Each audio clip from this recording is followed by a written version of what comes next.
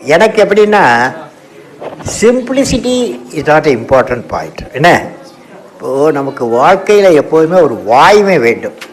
அதாவது உண்மையே பேச வேண்டும், உழைக்க வேண்டும், துன்பத்தை கண்டு பயப்படக்கூடாது. என்ன வேண்டும்? உண்மை பேச வேண்டும், உழைக்க வேண்டும், துன்பத்தை கண்டு பயப்படக்கூடாது.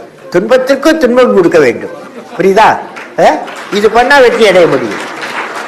எனக்கு எப்படின்னா simplicity is not a important point. என்ன, இப்போது நமக்கு வாழ்க்கையில் எப்போதுமே ஒரு வாய்மை வேண்டும்.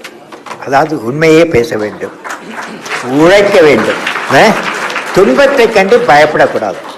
என்ன வேண்டும்?